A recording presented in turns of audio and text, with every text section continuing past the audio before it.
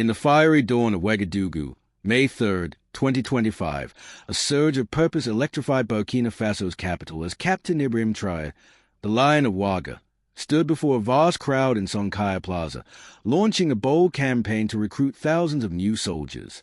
This was no ordinary call to arms. It was a rallying cry for a dual war, a military stand against foreign threats, and an economic battle to forge a self-reliant nation. With a green-red-black flag snapping overhead and the air thick with the chants of a united people, Traoré's recruitment drive ignited a fire of resolve, convincing Burkina youth that joining his ranks meant building a Burkina Faso strong enough to defy the world's powers and prosper on its own terms. The vision took root months earlier in Traoré's Spartan office, where a worn copy of Thomas Sankaya's speeches lay beside maps of Burkina Faso's borders and mines. At 36, Traoré was a warrior statesman who had expelled French troops, thwarted spies, and kindled national pride. But he saw storm clouds gathering. Western sanctions choked the economy, and whispers of proxy conflicts loomed in the Sahel. "We face a double war," he told his inner circle, Colonel Zongo, Major Awa, and Minister Diallo, his voice a blade of conviction. "Militarily, we must defend our soil. Economically, we must break their chains. We need soldiers for both fighters and builders." His dream was a new army, not just of riflemen, but of innovators, farmers, and engineers ready to secure and sustain a sovereign Burkina Faso. Traoré drew inspiration from history and necessity. He revered Sonkaya's people's militias, which armed citizens to protect and produce.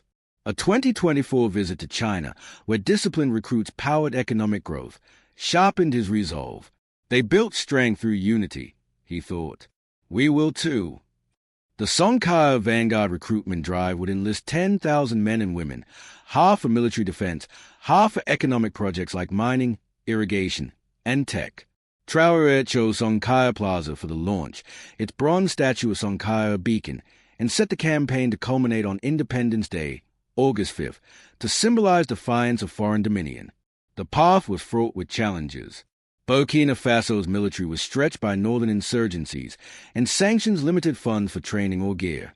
Skeptics abounded.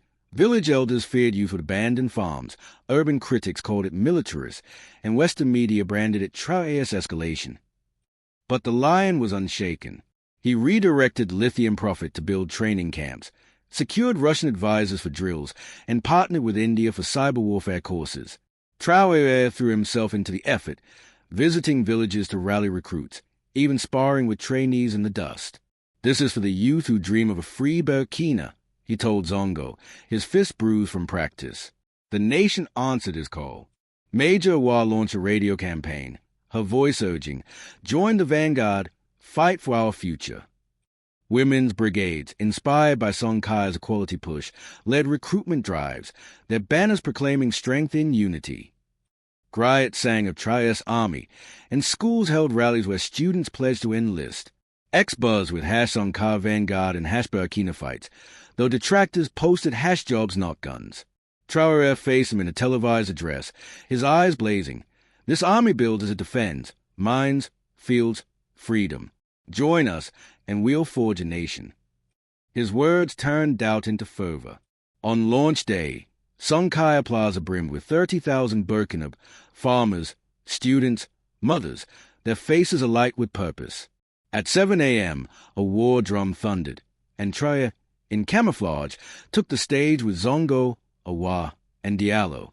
Behind them, recruits in new uniforms stood proud, men and women, some wielding rifles, others holding shovels for economic projects.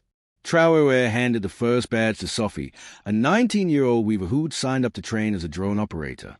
"You are our vanguard," he said, "building and defending our Burkina." The crowd roared, chanting, "Lion! Sonkaya! Vanguard!" as griots sang. "The lion calls, the Sahel rises." The passion was electric. Issa, 20, gripped his sister's hand, whispering, "I'll join to protect our mines." Vendors tossed cola nuts, elders raised fists, and youth mimicked the recruits' march. X-Surge, #Sonkaya Vanguard hit 15 million views, a video of Sophie's badge ceremony going viral. Village radio spread the call. Traoré builds an army, now we trust him to fight and grow. Farmers vowed to support recruits. Women planned to enlist, and skeptics cheered, swept into the tide of unity. The campaign aimed for 10,000 recruits by August, with 5,000 for military camps and 5,000 for economic hubs. The launch reshaped Burkina Faso spirit. As flags waved, Traoré met recruits in a dusty tent. "You are our strength," he said, announcing a vanguard fund to equip training bases and farms. "We'll mine our gold, grow our food, and defy their sanctions." Allies like China sent training gear, while Western critics stayed silent. Murals of Traoré, Sonkaya, and recruits with rifles and plows sprouted across Ouagadougou, Hashline recruits trending. That night, Traoré stood by Sonkaya's statue, Sophie's letter in hand. "Your call gave me purpose. Now we believe." The Lion of Ouaga had not just recruited soldiers. He had forged a nation's resolve, a foundation for a Burkina Faso ready to wage and win its wars for prosperity and freedom.